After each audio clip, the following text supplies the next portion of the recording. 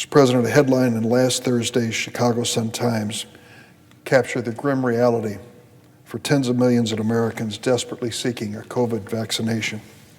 The headline read, "Looking for vaccine appointment at your pharmacy? Get ready for the Hunger Games."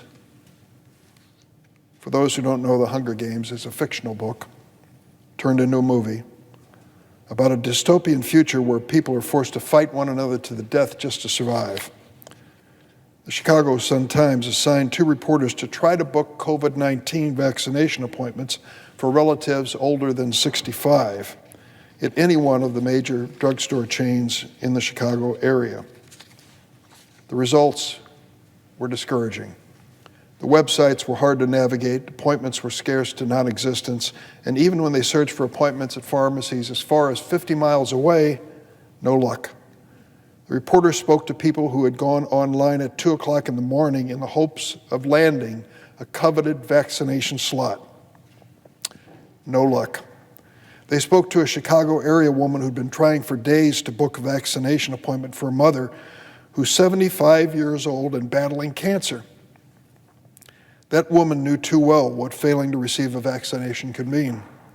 Her mother-in-law is recovering from the virus. Her 85-year-old father-in-law died from it 1 week shy of his first official vaccination. After several frustrating days, she was finally able to book an appointment for her mother to get vaccinated. She's relieved for her mother. She's worried about others who are eligible but can't find a vaccination. As she said, "It's not fair.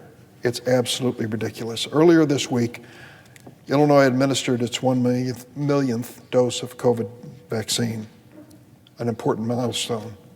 But in my state and nearly every state, the process for distributing vaccines or getting shots in the arm still too limited, too slow, too confusing. Too many elderly and other eligible Americans are still scrambling to receive the vaccination. Let me say in defense of a state which I proudly represent, under Governor Pritzker, we have a pretty good record of vaccination rates. He's doing his best. And unfortunately, the supply is limited, and he needs more, and he certainly has plenty of people anxious for it. This isn't just a Chicago problem. It's a statewide problem. It's a nationwide problem. It reflects that while the Trump administration worked quickly to discover the vaccine, it failed to work with the states and implement a plan to vaccinate people. When Joe Biden took office, there was more COVID-19 vaccines in freezers than in the arms of Americans. That was 10 or 12 days ago. The results of those earlier missteps are staggering. Today, the U.S., with 5% of the world's population, is home to more than 20% of the COVID infections and deaths. As of Monday, more than 26 million Americans have been infected, and nearly 440,000 Americans have died of COVID-19. My state of Illinois, 1.1 million infections, more than 19,000 deaths. Even as the Trump administration tried to conceal the truth and squandered precious time in responding to this crisis, other Americans were working heroically to protect their neighbors and friends. These heroes included doctors and nurses on the front line, orderlies who kept hospitals and health centers clean and safe, even grocery store clerks, truck drivers, mail carriers, teachers, and many other essential workers. They worked around the clock. They included brilliant scientists and researchers who not only developed the COVID vaccines, but watched for the variants that were emerging that may or may not be protected. Sadly, their dedication was not matched by the performance of the previous administration. President Biden is trying to change that. He's trying to dramatically increase the production of vaccine and also the distribution. He set some worthy goals, 100 million Americans vaccinated in 100 days. Boy, I want him to be right. And he even said there may be more if we count to the end of the summer. We want to get a pace and to have a momentum to break the back of this pandemic once and for all. He calls it the American Rescue Plan. It includes necessary assistance for vaccinations first and foremost, and it should be. But then it speaks to the economic crisis that also devastates this country. This plan provides economic assistance for small businesses, many just barely hanging on, extends unemployment relief for millions of Americans who've lost their jobs, increases funding for food stamps, SNAP benefits, so that 1 in 10 Americans who right now can't afford to put food on the table have an alternative. The President's American Rescue Plan includes funding to dramatically ramp up production of COVID treatment, includes funding to help schools and universities reopen safely and stay open. It includes funding to help get teachers vaccinated and key administrators. The American Rescue Plan represents the best thinking of leading economists and public health experts. We can debate it if we wish, but we can't drag our feet. We can't waste a day. People are dying every minute. In fact, every 30 seconds, another American dies from COVID-19. As the virus circulates and replicates and we dither, variants emerge, mutations emerge, and we wonder if our vaccine is ready for them. Scientists warn that our current COVID vaccines are less effective with new strains. We could rush through this double-shot vaccination across America and perhaps reach our goals sooner rather than later and find that some mutant or variant is a new challenge that requires a booster shot. I'm not a scientist. I certainly don't have any medical degree. I'm not professing any expertise. But we do know that variations are emerging, and shame on us if they don't spur us to action as quickly as possible. We're in a life and death struggle, a race against the clock to vaccinate Americans before the variants become dominant. The cost of the rescue plan that President Biden has proposed is $1.9 trillion. It's about the same as the CARES plan that the Senate passed a year ago. We passed it with 96 votes a year ago. We passed some $900 billion more this last December. $1.9 trillion is no small sum. But you know what would be even more expensive? Continuing down this path of the pandemic, watching this deadly virus mutate and eat up companies and jobs and hope and education for our kids. Doing nothing is unacceptable. Doing too little is unacceptable. Remember when you took your kids to the doctor with that earache or sore throat or whatever it was, and he said, "I'll tell you what I can do, Dad. I'm going to give you a prescription for your little child, and it's for 5 days on the antibiotic. Now, I got to warn you ahead of time. The child's going to start looking better and feeling better in 2 days, and in 3 days, want to run outside and play with the other kids. And you're going to think, fine, that's behind us. But don't do it. Give that antibiotic all 5 days, because we know in many cases that if you stop giving the antibiotic, the illness returns." Similar situation faces with COVID-19. If we don't put enough into the vaccination effort, if we don't put enough into strengthening the economy, if we don't put enough into sustaining those unemployed and underemployed, if we don't put enough into this, we'll be back again. And it may not be 1.9 trillion then, it may be even more. So shouldn't we take all of our medicine? Shouldn't we do it as most doctors, and in this case economists, order? Make certain that we have an impact, a positive impact on the economy. Now I want to say a word about the 10 Republican senators who met with the President of the United States the day before yesterday. I thank the President for the meeting because he was sincere, and I was told by those who attended, he was responsive to their questions, and he was well prepared.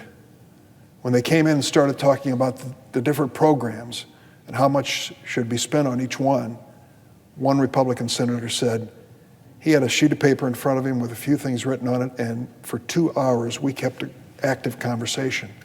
It was like another member of the Senate speaking to these 10 Republicans. That to me is gratifying.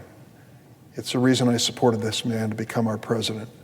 I knew he would be ready for the job and anxious to try to bring America back together. So the 10 Republicans who met with him have said they want to work on a bipartisan basis. Well, I know them. I know each and every one of them pretty well. I've sat through those meetings with them before when we prepared the last COVID relief bill. They're sincere, they're well prepared, they argue their case. Even if I disagree with them, I respect the way they argue it.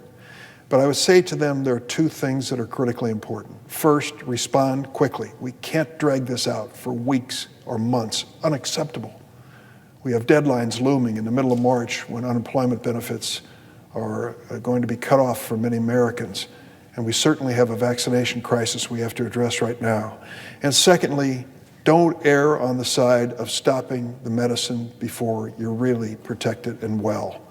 We need to put the medicine into the economy. I'm talking about the dollars, the money into the economy to get people back to work so that schools can reopen, for goodness sakes. Anyone with a child or a grandchild knows this is unsustainable for these kids to be out of the classroom. It's hurting them, it's holding them back in terms of their education, and it needs to end and end quickly. So for my Republican friends, thank you for joining us, but stick with us for a real solution to this. We can't delay. Every day we wait is another day that this virus mutates and grows stronger. Every day we delay, thousands of Americans die from this virus, businesses close, workers lose jobs, families get more desperate. Terrific devastation we have lived through, but it can come out right in the end if we stick together on a bipartisan basis as a nation. We're going to soon deal with the budget resolution here on the floor of the United States Senate and then move to reconciliation. I have tried my best, though I've been a member of the Senate for a number of years, to understand reconciliation, and particularly to understand the famous Byrd Rule. It's named after a man who was a senator for many years from West Virginia named Robert C. Byrd. He used to sit at that desk. And when he came to the floor, there was such respect for him and his knowledge of this institution that the standing order was people who were speaking stopped. Senator Byrd is here. Defer your remarks until he's finished. That was done over and over again. And as a new member of the Senate, I thought, who is this man? Well, I came to understand the reputation which he had garnered in the United States Senate. And he, I suppose, maybe others with him, was the author of the reconciliation process. Originally, it may have been intended, I underline may have been intended for deficit reduction. Now it is something different. And deficit reduction is not the goal, per se. Instead, there have to be measurable revenue and losses involved in any proposal within reconciliation. So holding to the Byrd Rule is going to be a matter of interpretation by the Senate parliamentarian and decision by the Senate as to whether that interpretation will be respected. There could be items that are objected to by the parliamentarian and others that will be accepted. I think it's too early to speculate on that, but it is one of the more arcane elements of the Senate rule process, and yet it has massive impact. Years ago, when the Republicans were in a similar position as the Democrats, they used reconciliation for tax cuts.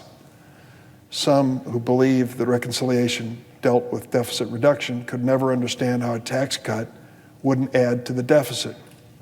They argued the other way. They prevailed. Reconciliation was used for a tax cut. Now we come with a proposal, the American Rescue Plan, which either in part or in whole is going to be offered in reconciliation. And the question is whether each category of that plan that is included in reconciliation is eligible under the Senate rules. I will say there's one fundamental difference, which one of my colleagues raised earlier. Instead of talking about tax cuts for the wealthiest, we are proposing changes in reconciliation for the American Rescue Package by President Biden, which are really designed to help working families and those who are struggling in our economy. For instance, the tax changes that are proposed in the American Rescue Plan, if they're included in reconciliation, will include additional assistance to family with children, substantial tax relief and tax credits, refundable tax credits, to those in poverty raising children. We have economists who tell us that if the Biden proposal on these tax benefits for families with children are enacted into law, we will cut child poverty in half in America. Think about that. Dramatic change. We hear so many conversations about the state of the economy and those who are being left behind and whether or not income inequality is going to be addressed. Starting with the children, I will say to President Biden, is the right starting point. It would be wonderful if we had bipartisan support for helping these kids. I can tell you this, the money it costs for these tax cuts and credits is far less than the expense that would be incurred by America as a nation if these kids don't have an opportunity to grow up healthy, educated, and productive. So I'm watching carefully as this debate continues, and at this point I yield the floor.